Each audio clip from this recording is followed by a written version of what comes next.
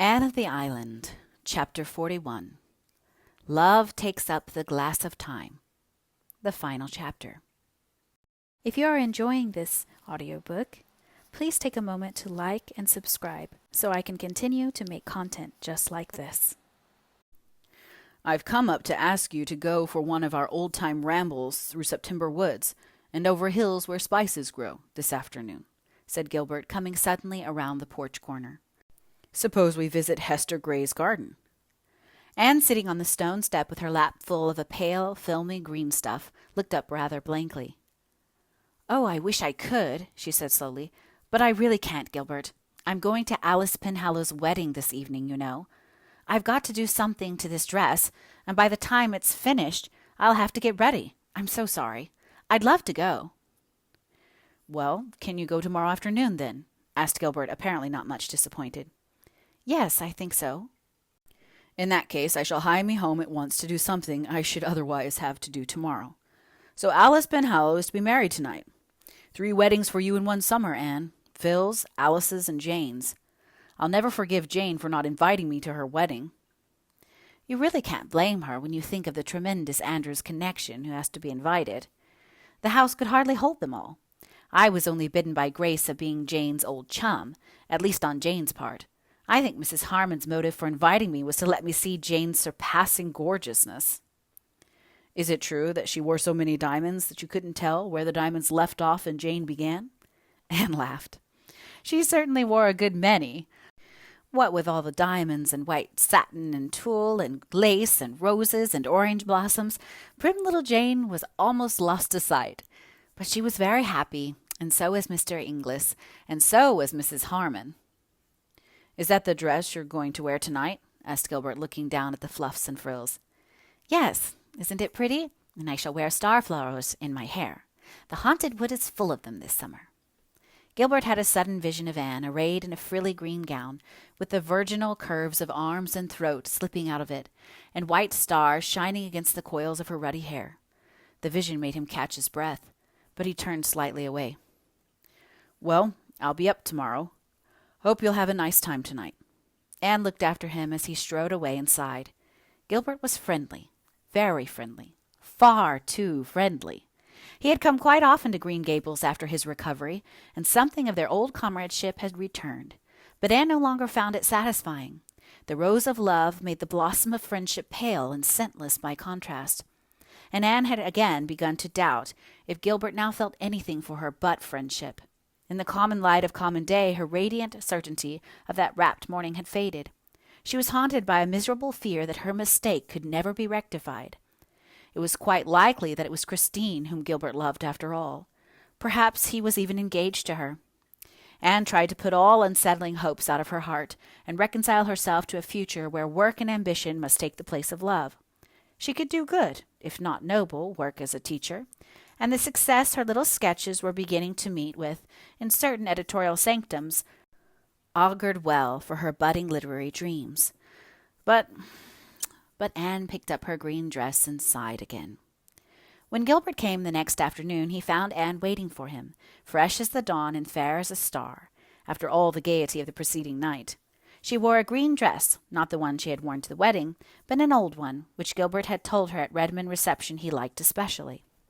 It was just the shade of green that brought out the rich tints of her hair, and the starry gray of her eyes, and the iris-like delicacy of her skin. Gilbert, glancing at her sideways as they walked along a shadowy wood-path, thought she had never looked so lovely. Anne, glancing sideways at Gilbert now and then, thought how much older he looked since his illness. It was as if he had put boyhood behind him forever. The day was beautiful, and the way was beautiful. Anne was almost sorry when they reached Hester Gray's garden and sat down on the old bench. But it was beautiful there, too. As beautiful as it had been on the faraway day of the golden picnic, when Diana and Jane and Priscilla and she had found it. Then it had been lovely with narcissus and violets. Now goldenrod had kindled its fairy torches in the corners, and asters dotted it bluely. The call of the brook came up through the woods from the valley of birches with all its old allurement. The mellow air was full of the purr of the sea.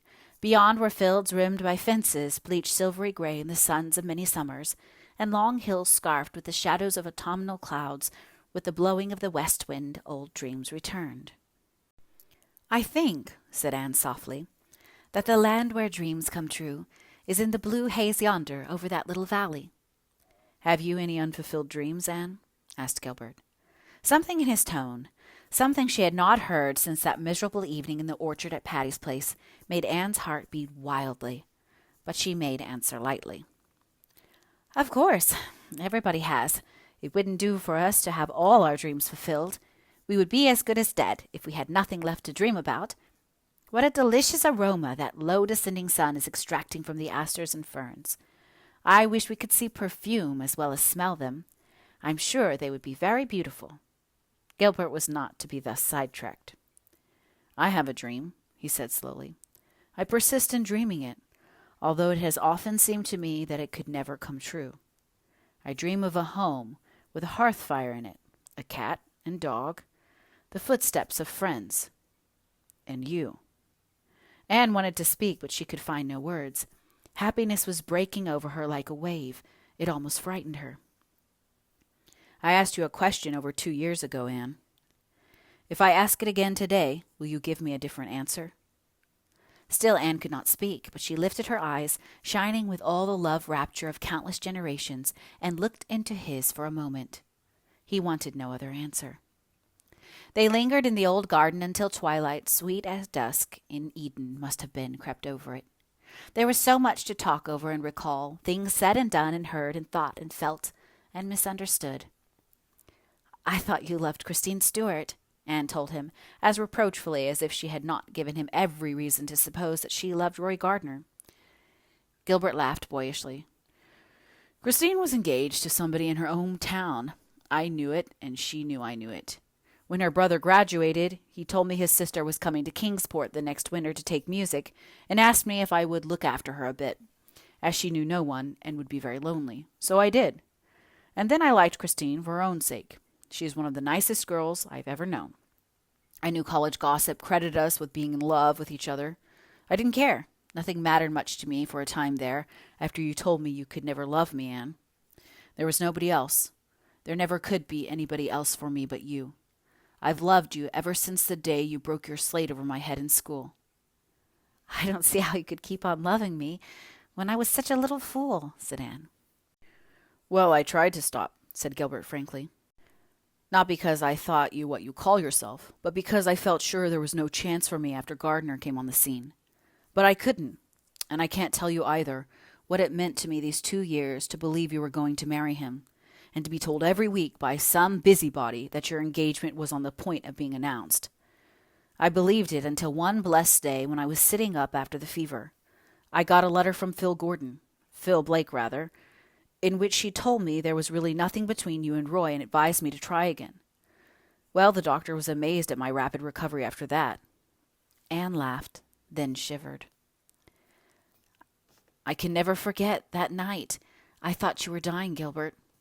"Oh, I knew then, and I thought it was too late." "But it wasn't, sweetheart. Oh, Anne, this makes up for everything, doesn't it? Let's resolve to keep this day sacred to perfect beauty all our lives for the gift it has given us." "It's the birthday of our happiness," said Anne softly. "I've always loved this old garden of Hester Gray's, and now it will be dearer than ever." "But I'll have to ask you to wait a long time, Anne," said Gilbert sadly. "It will be 3 years before I'll finish my medical course, and even then there will be no diamond sunbursts and marble halls." Anne laughed. "I don't want sunbursts and marble halls. I just want you. You see, I'm quite as shameless as Phil about it. Sunbursts and marble halls may be all very well, but there is more scope for imagination without them. And as for the waiting, that doesn't matter. We'll just be happy, waiting and working for each other, and dreaming. Oh, dreams will be very sweet now." Gilbert drew her close to him and kissed her. Then they walked home together in the dusk, crowned king and queen in the bridal realm of love, along winding paths fringed with the sweetest flowers that ever bloomed, and over haunted meadows where winds of hope and memory blew. The end.